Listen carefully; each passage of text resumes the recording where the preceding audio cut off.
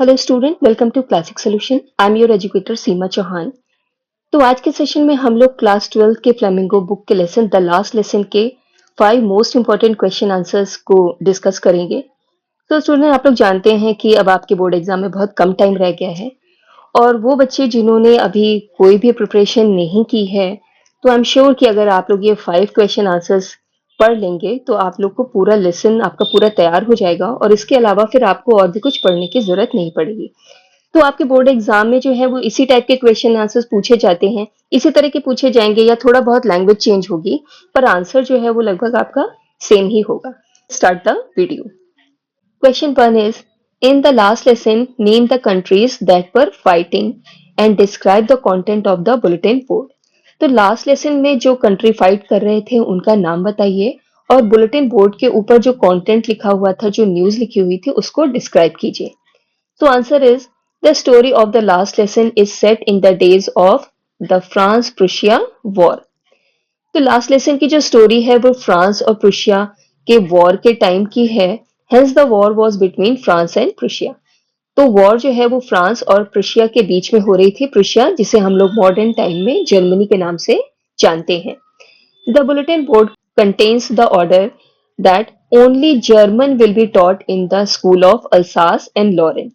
और bulletin board के ऊपर न्यूज लिखी हुई थी कि अल्सास एंड लॉरेन, जो कि फ्रांस के दो डिस्ट्रिक्ट थे, अब वहां के स्कूल्स में केवल जर्मन लैंग्वेज ही पढ़ाई जाएगी।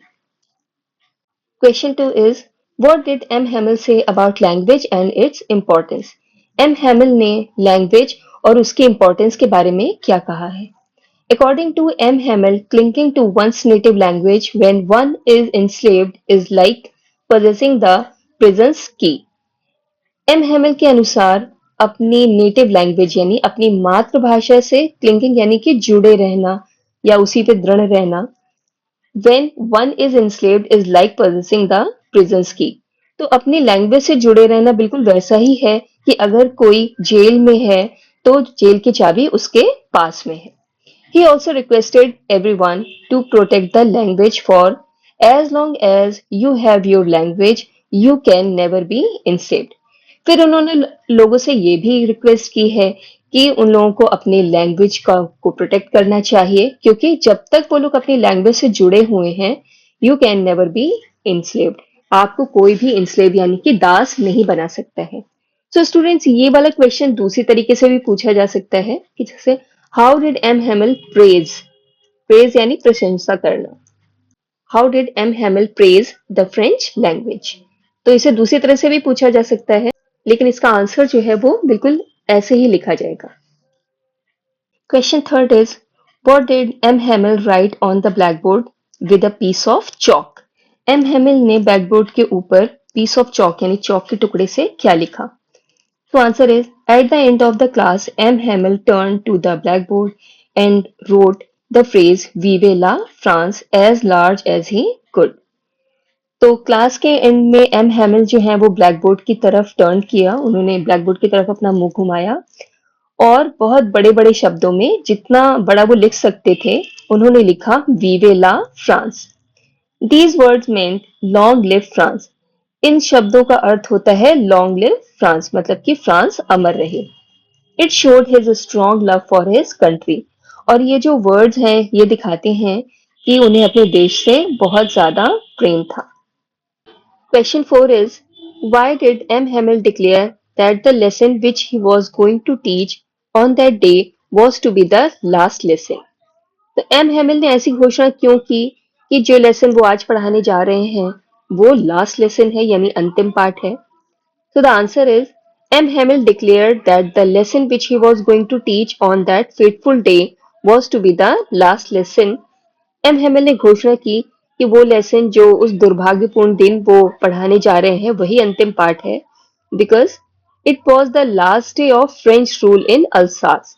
तो वो दिन जो है वो फ्रेंच रूल का यानी कि फ्रेंच के शासन का अल्सास में आखिरी दिन था। And from the next day onwards German language would be taught in school. और उसके अगले दिन से स्कूल्स में यानी अल्सास के स्कूल्स में केवल जर्मन लैंग्वेज ही पढ़ाई जाएगी। Question 5 is, what changes did the order from Berlin cause in school that day. Berlin Germany की कैपिटल है। तो क्वेश्चन में बताया गया है कि बर्लिन से जो ऑर्डर स्कूल्स के लिए आए थे उस दिन, उसके कारण क्या-क्या चेंजेस आते हैं। तो answer is the order from Berlin brought a big change in school life.